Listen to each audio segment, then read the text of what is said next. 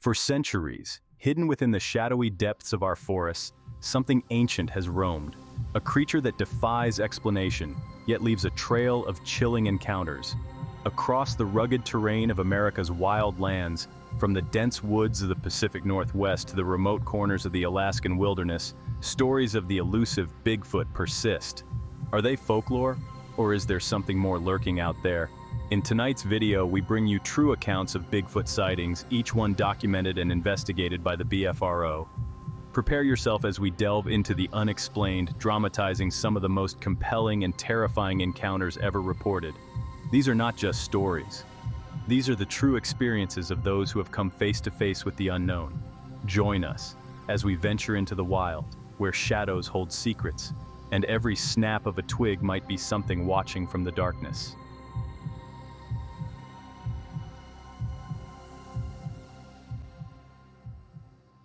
In the heart of the Marble Mountain Wilderness, July 2000, the dense pine forest breathed with a quiet mystery, stretching over 241,744 acres in Northern California. It was a land of untamed beauty, where rocky peaks kissed the sky and crystal-clear streams wove through alpine meadows. This place felt ancient, untouched, but on that summer morning, it seemed to hold something more, something watching. 18 campers from a local church had set up their tents among the thick trees, their laughter echoing through the woods. The trip was meant to be a retreat, a time to disconnect from the world below, but the mountains had a different plan. One of the adults, a security guard by trade and an avid explorer, left the group to survey the surrounding terrain, thinking he might find a better spot for their camp. The trail wound upward, leading him to a flat, secluded area at 6,126 feet. It was there he stumbled upon it, a hut. The structure stood quietly among a stand of trees, woven with branches 3 to 4 inches thick, snapped from nearby pines. Some trunks up to 8 inches in diameter were fractured as though bent by a great force. No tool marks, no saw cuts, just raw, primal strength. The hut rose 6 feet high, 10 feet wide, its interior lined with shredded pine needles, the center sunken as if something heavy had slept there recently. The explorer hurried back to camp, his breath quickening. He grabbed his video camera and called for his wife and son. Together, they trekked back to the hut, their footsteps crunching the fresh needles underfoot. As the camera rolled, his son ventured inside, slipping through the large front entrance and emerging from the smaller rear opening. But just as he turned the lens back toward the hut, a voice broke through the quiet. "Dad, there he is!" Across the ridge, about a mile away, something moved, a shadowy figure, tall and impossibly scary, paced along the mountaintop, its arms swinging low, nearly to its knees. It hesitated, shifting from side to side, as though caught between flight and fury. In the lens, the creature's silhouette danced in and out of focus, its shape blending into the mountain's shadow. Yet there was something unmistakably distressed about its movements, a wild confusion in the way it thrashed and swayed. For 3 full minutes, the camera captured its agonized display. The figure paused, throwing its hands to its head, then continued its erratic descent down the ridge until it vanished behind a jagged cliff. The air thickened with a sense of trespass, the feeling that they had glimpsed something they were never meant to see. Back at the camp that night, the group spoke in hushed tones. Yet, despite the creature's presence, the woods around them remained still. No rustling of leaves, no heavy footfalls in the dark. Morning came, bringing with it a strange relief. The security guard hiked up to the ridge where the creature had disappeared, but the rocky ground bore no trace of its passing. No tracks, no marks, just empty wilderness. A year later, he returned to the same spot, expecting to find the hut unchanged, but it was gone. The ground where it had stood was churned, disturbed by something large. Nearby, a new fire pit stretched along the ground, its stones charred black. Whatever had built the hut had moved on, perhaps driven by the intrusion, perhaps pulled away by something deeper, more mysterious that roamed the Marble Mountains.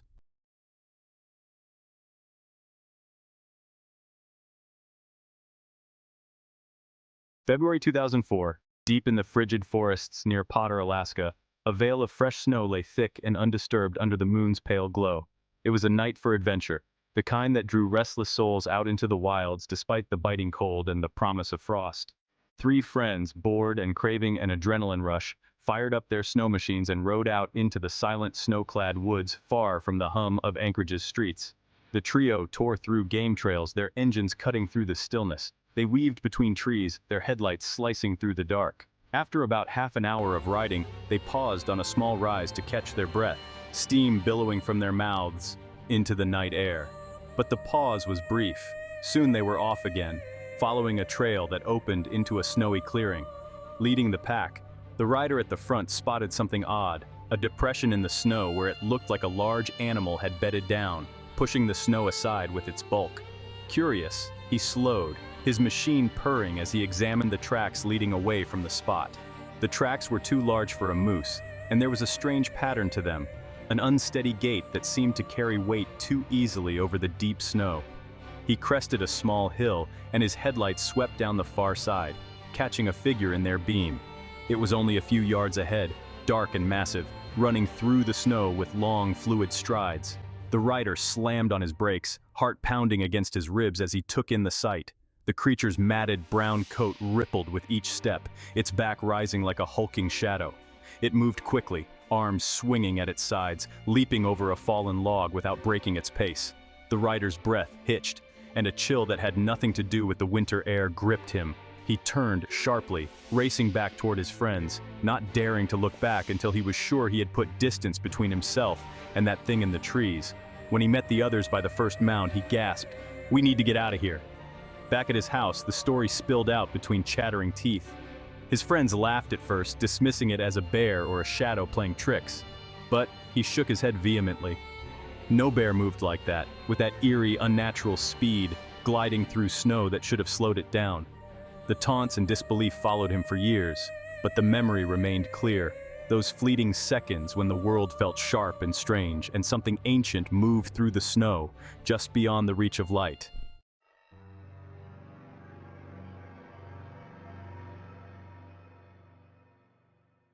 Anchorage, Alaska, December 2003.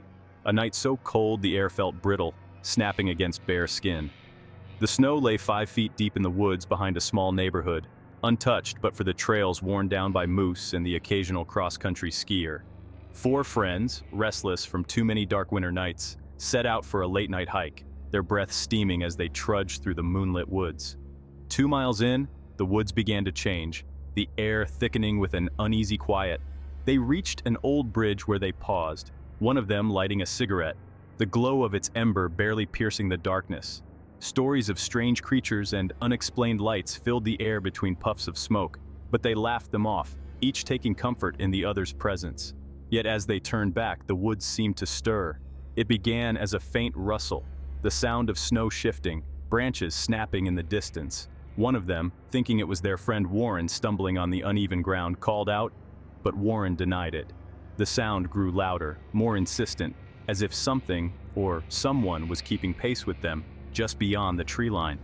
It wasn't until snowballs began to strike the path, bursting in powdery puffs near their feet, that they realized they weren't alone. They stopped, shining their flashlights into the trees, but the beams revealed nothing but shadows. Still, the sense of being watched clung to them, prickling their skin with a cold that seeped deeper than the winter air. "Let's move," one of them whispered, and they broke into a light jog, the night suddenly feeling too close, too hostile. The sound of branches breaking followed them, a presence that refused to stay hidden. When they finally broke through the trees, back into the safety of the neighborhood lights, they lingered on the sidewalk, catching their breath, looking back into the dark tunnel of the trail. They didn't go directly home, afraid that whatever had followed them might still be lurking, just out of sight. In the days that followed, the story of their encounter was met with skepticism and snickers, but they all knew the truth. Something had toyed with them in those woods, testing their fear, leaving behind a chill that stayed long after the snow had melted.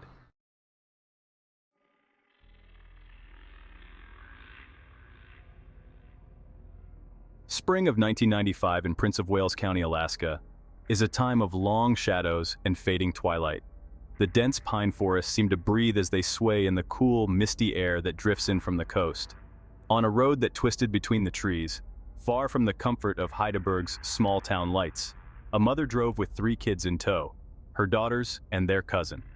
It was supposed to be a short drive, a way to fill the evening hours, but as the sun dipped lower, she decided to turn back. Saltery Road narrowed in the growing dusk, framed by pines that loomed like silent sentinels. She slowed the car, pulling into a small turnaround, and the headlights cut through the thick underbrush on the other side. It was then that she noticed movement among the shadows, something large and dark shifting beyond the reach of the beams. At first, she thought it might be a deer, but then she saw the eyes. Two brilliant blue eyes stared back at her from the darkness, reflecting the headlights like mirrors, set much higher than they should have been. They hovered far above the ground, 8, maybe 9 feet up, too tall for any animal she'd ever seen in the Alaskan wilds. The rest of the figure was obscured, a massive shadow blending into the trees, its fur a dark shade that swallowed the last of the light. Her daughter gasped from the back seat, pointing out the window. "Mom, look at its feet," she whispered, her voice barely a breath. The mother followed her daughter's gaze downward, catching a glimpse of 2 enormous feet, each one the size of a dinner plate, pressing into the forest floor. Realization clawed through her, and her breath quickened. She fumbled for the gear shift, heart hammering, feeling the weight of those eyes on her. Her mind raced with images from local legends, the stories of wild men and creatures lurking in the forests, tales that elders whispered when the night stretched long. With a shudder, she tore her gaze away from the thing in the trees and floored the gas. The tires spun on the gravel, and the car shot forward, leaving the blue eyes behind in the shadows. They drove in silence, the kids too stunned to speak, the road stretching out like a dark ribbon in front of them. It wasn't until they reached the town lights that she let out a breath she hadn't realized she was holding.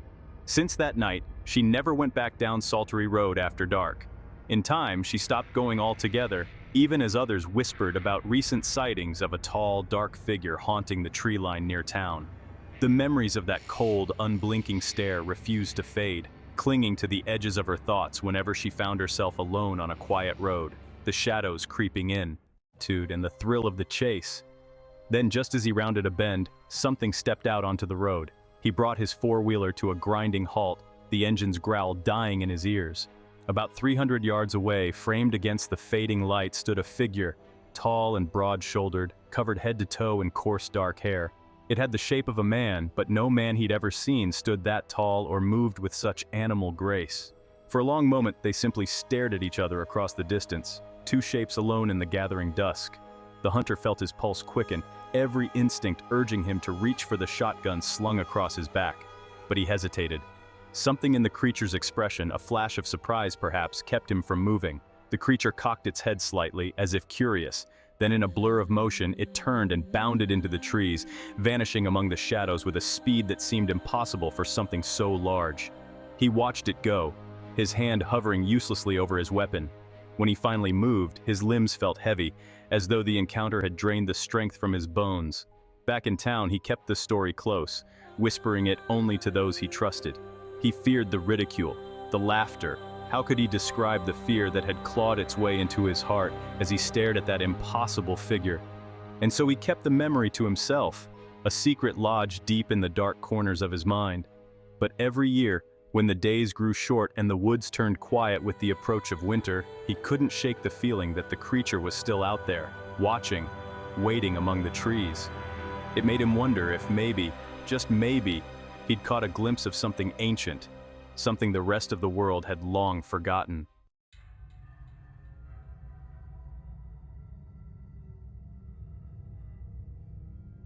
It was mid-June 2000, and Alaska's endless summer twilight cast a dim blue glow over the mountains of Wrangell St. Elias National Park. Two friends, eager for adventure, arrived late in the Kenai area, hoping to reach the glacier campsites before darkness overtook them.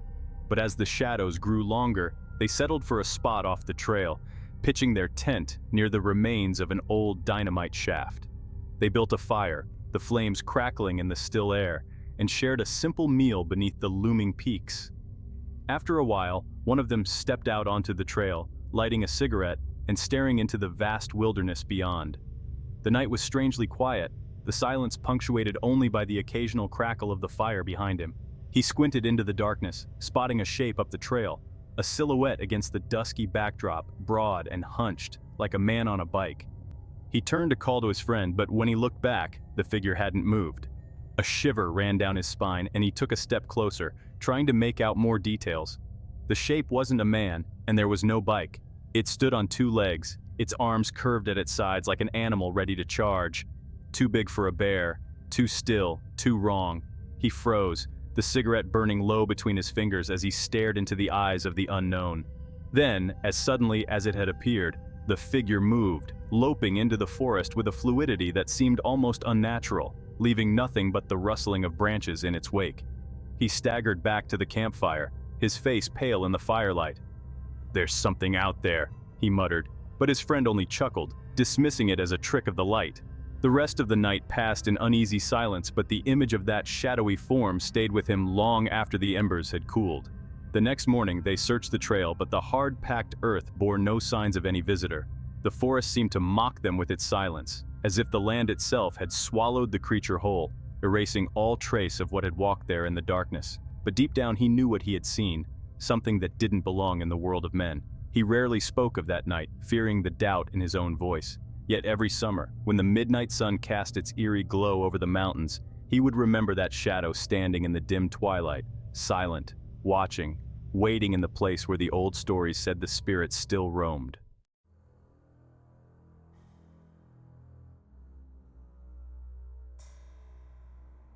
October 13, 2024, in Washington State's dense Clallam County, the forest swallowed the last traces of daylight along Highway 101.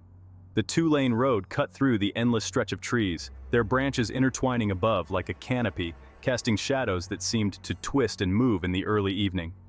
Jerry Jackson and his wife, both Quileute tribal members, were making their way back to La Push, the family car humming along the asphalt as the cool autumn air seeped through a cracked window.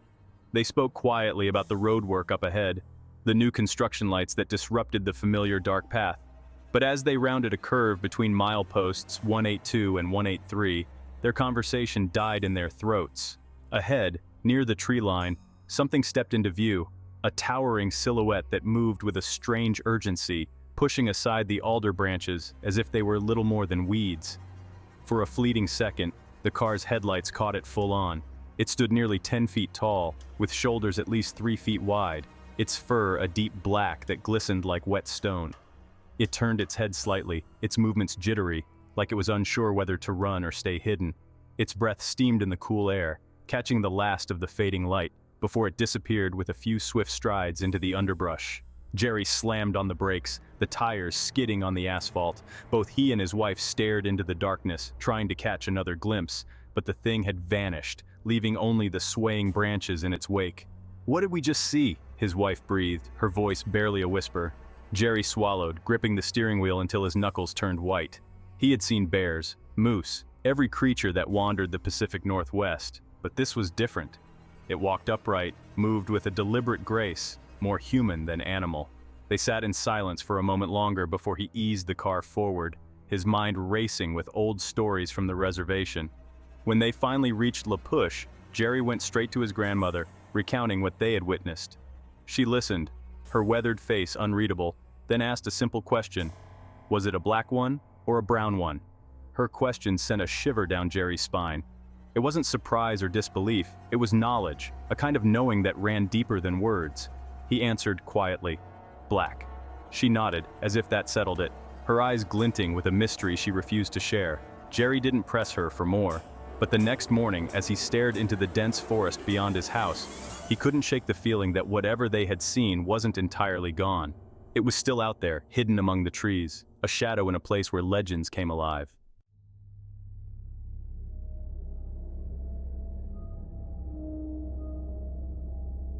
October 11th, 2024, near Avery, California, a time of cool nights and turning leaves in Stanislaus National Forest. The cabin on Avery Sheep Ranch Road sat at the edge of dense pine woods where the trees stretched tall and ancient. William Lee Newton had been spending the evening with friends, relaxing after a long day. The air smelled of pine and wood smoke, mingling with the sharper scent of a distant rain. Just as the last light bled out of the sky, a sound broke through the quiet, a low, rumbling growl that made the hair on the back of Lee's neck stand on end. The dog they had with them, a usually lazy hound, perked up, its ears twitching, a low growl escaping its throat. Lee felt a chill roll through him. He grabbed a high-powered LED spotlight from inside the cabin and stepped out into the yard, the beam cutting through the darkness like a knife. The trees at the edge of the property loomed like giants, their branches swaying gently in the night breeze. But then, he saw it.